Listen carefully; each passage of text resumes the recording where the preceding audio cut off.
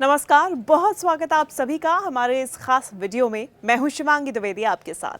आज हम बात करेंगे न्यूयॉर्क शहर के नए मेयर ज़ोहरान ममदानी की बड़ी जीत और उनके टैक्स प्लान के बारे में, जिसने विवाद तो खूब खड़ा किया है, लेकिन जिसके पीछे उनके सोच और मकसद की गहराई भी है। तो चलिए विस्तार से जानते हैं कि आखिर ये पूरा मामला है क्या और आखिर ज़ोहरान ममदानी है कौन। तो चलिए इसका असर न्यूयॉर्क पर कैसे पड़ेगा, इसके लिए आपको जानना है कि ज़ोहरान ममदानी की शुरुआत किस तरीके से पॉलिटिकली न्यूयॉर्क में हुई। सबसे पहले जानते हैं ज़ोहरान ममदानी के बारे में। ज़ोहरान 34 साल के हैं और न्यूयॉर्क के सबसे युवा राजनीतिक नेताओं में से एक हैं। वो एक डेमोक्रेटिक सोशलिस्ट है जो कि लोगों की ज़िंदगी को बेहतर बनाने के लिए काम करना चाहते हैं, ऐसा उनका कहना है।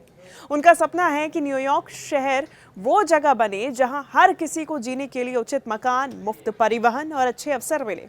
वो पहले न्यूयॉर्क के असेंबली में काम कर चुके हैं और अब जनवरी 2026 से न्यूयॉर्क के मेयर बनेंगे। अब चुनाव में उन्होंने भारी खर्च किया है और खासी टक्कर इस दौरान देखी गई।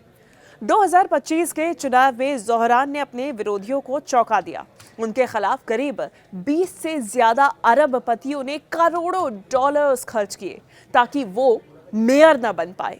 इनमें पूर्व मेयर माइकल ब्लूमबर्ग जैसे बड़े नाम भी शामिल थे, जिन्होंने अपने राजनीतिक गठजोड़ और धनबल से उनको रोकने की कोशिश की।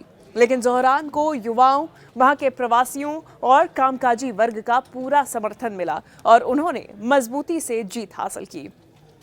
देखिए, उनकी टैक्स की योजना और अरबपतियों की प्रतिक्रिया इस पे क्या आ रही है, जिसको लेके पूरा बवाल मचा हुआ है, जिसको लेके उनको हराने के लिए पुरजोर तरीके से ताकत झोंक दी गई, वो ये है कि ज़ोहरान का सबसे बड़ा एजेंडा था अमीरों पर टैक्स बढ़ाना।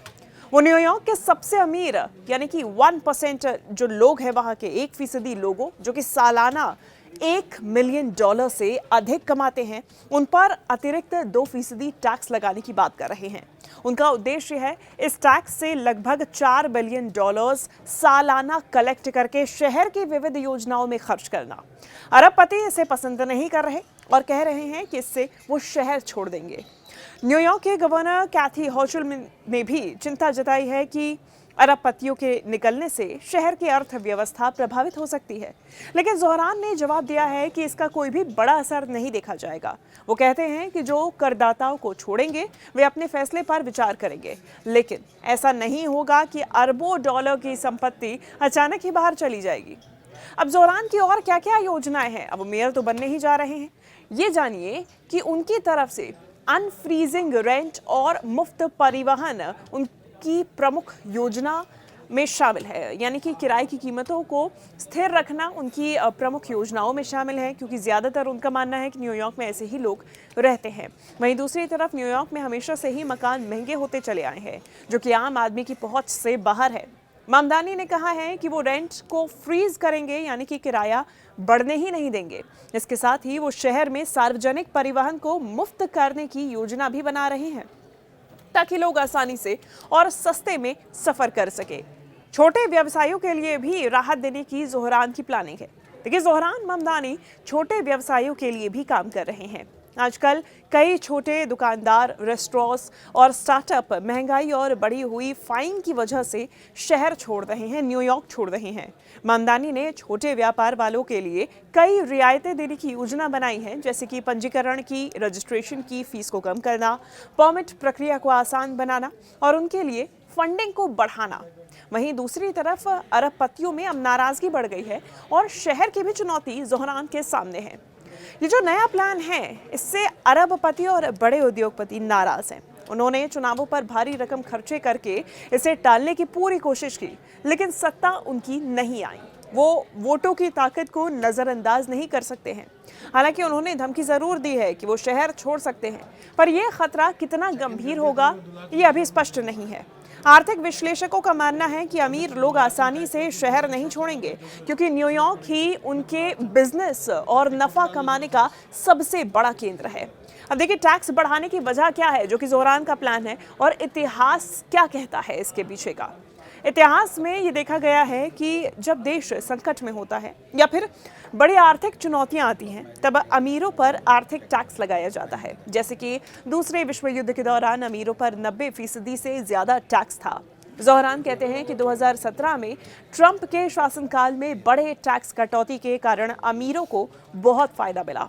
अब समय है कि ये फायदा सामान्य लोगों तक पहुंचे। टैक्स की आलोचना क्यों की जा रही है, समर्थन किसकी तरफ से मिल रहा है, ये भी जानिए। दोनों चीजें हो रही हैं। कुछ विश्लेषकों और मुकाबले में गवर्नर जैसी हस्तियों का कहना है कि ऐसा करने से निवेशक और अमीर भाग सकते हैं। वहीं दूसरी ओर कई लोगों का मानना है कि टैक्स बढ़ाने से शहर को अच्छी सुविधाएं मिलेंगी, जैसे कि बेहतर स्कूल, स्वास्थ्य सेवाएं और सार्वजनिक परिवहन। अब इस तरीके से टैक्स एक संतुलन बनाने का जरिया बन सकता है। जोहरान के पहले 100 दिन के वादे जानिए। अपने 100 दिन जो कि पहले शुरुआती 100 दिन रहेंगे, उसमें जोहरान ने कहा कि वो इस महंगाई और आवास संकट को मैनेज करने के लिए ठोस कदम उठाएंगे।